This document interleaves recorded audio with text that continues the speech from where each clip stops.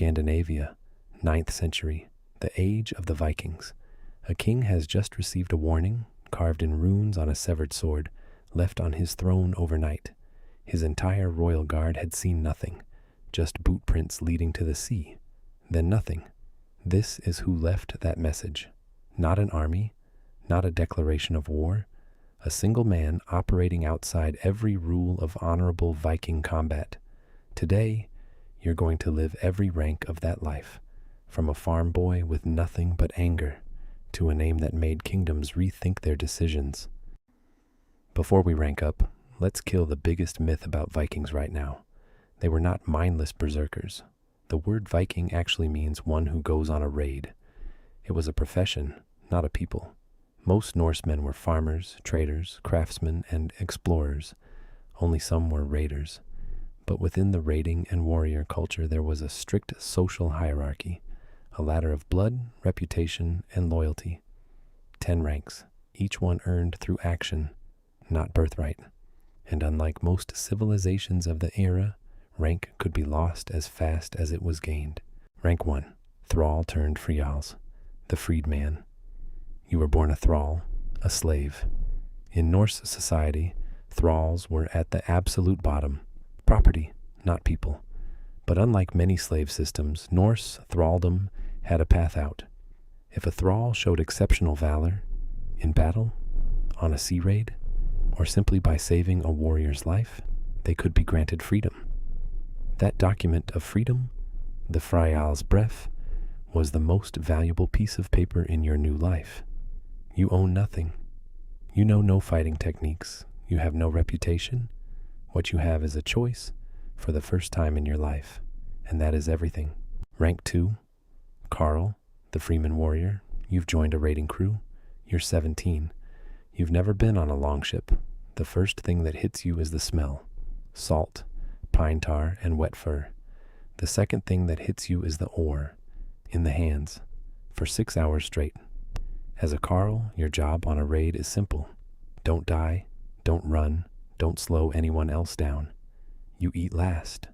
You sleep closest to the cold side of the longhouse. You carry the heaviest loads. But on your third raid, something changes. An older warrior notices. A nod, no words, but you've been seen. Rank 3, Huskarl, the household warrior. You've been invited into a Jarl's household. You eat at his table. You sleep under his roof. In exchange, your life belongs to him, completely. The Huskarl Oath was one of the most binding agreements in Norse culture. Breaking it was worse than death. It was dishonor that followed your family for generations. At this rank, you begin serious weapons training. Not swinging an axe. Anyone can swing an axe. You learn the shield wall. How to lock shields with the man beside you so tightly that a sword cannot find the gap. You learn how to kill in 3 seconds or less, because in a real shield wall, that's all the time you get. You also learn something unexpected: how to read. A Jarl needs Huskarls who can carry messages, interpret runes, understand supply counts. Rank 4, Ulfhednar, the Berserker candidate. Not every Huskarl was invited to this path. Most weren't. The Berserkers, the Ulfhednar who wore wolf skins and the Berserkir who wore bear skins, were the elite shock troops of the Viking Age. Historical accounts describe them entering a battle state that modern scientists still debate, a combination of intense training, ritual preparation, and possibly Amanita muscaria mushrooms. Whatever the method, the result was documented by terrified enemies across Europe, the Middle East, and Russia. As a candidate, you begin training your body to endure what normal humans cannot: cold immersion, sleep deprivation, pain tolerance, not torture, controlled exposure that rewires what your body considers normal. And through it all, one question your trainers are asking: does this person break toward chaos or toward focus? Rank 5, Berserker, Odin's warrior. You are now one of the most feared soldiers in the medieval world. Byzantine historians wrote of Norse berserkers who took 6 arrows and kept fighting. Frankish chronicles describe them as possessed by the devil. Irish monks called them the wrath of God. But the truth behind the legend was discipline, not madness. A real berserker chose when to enter the battle state and when to leave it. Those who couldn't control it were expelled from the brotherhood, or didn't survive long enough to be. Your role in battle is the same every time. Lead the first charge, break the enemy's nerve before the main army engages. If you succeed, the battle is often over before it properly begins. If you fail, well, the berserker death rate in combat was the highest of any Viking rank. You knew this when you accepted the wolf pelt. Rank 6, Skipari, ship commander. You have your own ship, 60 feet of clinker-built oak, a single square sail, and 30 warriors who eat only when you make good decisions. This is where Viking leadership became brutally practical. Navigation with no GPS, no lighthouse, no harbor master. You navigated by the sun, the stars, whale migration patterns, cloud formations, and the color of the ocean itself. Viking navigators used a device called a sun shadow board, and possibly a sunstone, a crystal that could locate the sun even through thick cloud cover. Lose the sun in a North Atlantic storm, and you might sail for 3 weeks before realizing you're heading toward Greenland instead of England. As Skipari, you also manage the economics of every raid or trading voyage. Shortchange a warrior's share, even by a small amount, and you may wake up to find your ship has a new commander. Rank 7, Vikinger Höfdingi, the warlord. You command multiple ships. Multiple commanders report to you. At this rank, raiding becomes strategy. The great Viking raids on Paris, on Lindisfarne, on Seville were not random attacks. They were planned operations with intelligence gathering, timing, and coordinated movements. You send scouts ahead disguised as traders. You study tidal patterns for the best landing windows. You identify which monasteries or towns will be defended and which won't. The target that looks hardest is sometimes easiest. The target that looks soft is sometimes a trap. At this rank, you've also begun attracting the attention of kings. Some want to hire you, some want to kill you. Most aren't sure which yet.